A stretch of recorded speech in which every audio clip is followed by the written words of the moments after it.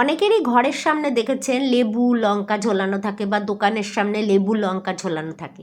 কেন বলুন তো, কেন ঝোলানো থাকে? নজর দোষ কাটানোর জন্য? না, এর একটা কিন্তু গল্প আছে, সেটাই আজকে বলবো। তো যখন অমৃতর জন্য সেই আপনার বাসুকিনাগকে ধরে টানাটানি করা হচ্ছিল, তো সমুদ্র থেকে তো অমৃত উঠেছিল, আরও অনেক কিছু উঠেছিল, তার সঙ্গে মা লক্ষ্মীও উঠেছিলেন। কিন্তু মা লক্ষ্মীর সাথে সাথে আরেকজন উঠেছিল, মা লক্ষ্মীর বোন অলক্ষ্মী।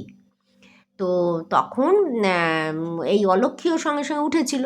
এইবারে কি করাবে, অলক্ষ্মীকে কোথায় থাকবে? মা লক্ষ্মী তো সবার পুজো পাবে, মা লক্ষ্মীকে সবাই পুজো করবে, কিন্তু অলক্ষ্মী কোথায় থাকবে? তো তখন অলক্ষ্মী জিজ্ঞেস করলো যে আমি কোথায় থাকবো? ভগবান বিষ্ণুকে প্রশ্ন করলেন অলক্ষ্মী। তখন অলক্ষ্মীকে বলল, বিষ্ণু বলল যে যাদের বাড়ির মধ্যে অন্ধকার, তারপরে যারা নোংরা, কোনো ঘরের কোণা নোংরা আবর্জনা জমিয়ে রাখে, যারা অপরিষ্কার, তাদের সেই নোংরা কোণায় তুমি থাকবে।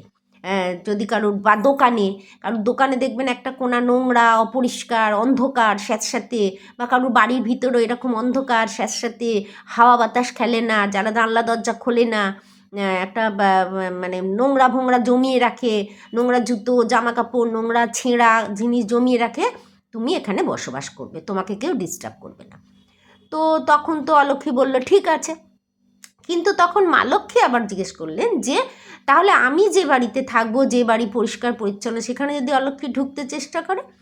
তখন উনি বললেন যে না, অলক্ষ্মী আসলে টক আর ঝাল খেতে ভালোবাসে।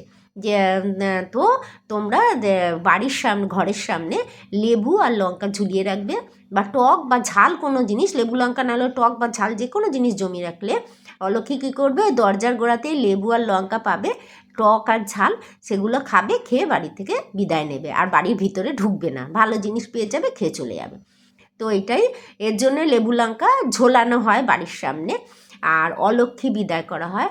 বা অলক্ষ্মী, যার জন্য ঝ্যাঁটাকে বলা হয় মা লক্ষ্মী। কেন? ঝ্যাঁটা দিয়ে তো নোংরা সরানো হয়, দেখবেন মা ঝাড়ুকে বলা হয় ঝাড়ু মেরে, মানে নোংরা পরিষ্কার কর, মানে অলক্ষ্মী বিদায় কর। তো এটাই হচ্ছে অলক্ষ্মীর ইয়ে। আর আমরা ওই জন্য শুক্রবার দিন মা লক্ষ্মীর বার, অ্যাকচুয়ালি বৃহস্পতিবার কিন্তু মা লক্ষ্মীর বার নয়, বৃহস্পতিবারটা গুরুবার, শুক্রবারটাই মা লক্ষ্মীর বার। সেই জন্য শুক্রবার আমরা বারণ করি টক খাবেন না। আর মা লক্ষ্মী কিন্তু টক পছন্দ করেন না। শুক্রবার যদি টক রান্না হয়, মা লক্ষ্মী সে ঘরে আসেন না। তবে এটাই ছিল আজকের মিথোলজির গল্প। নমস্কার, দেখা হচ্ছে পরের ভিডিও।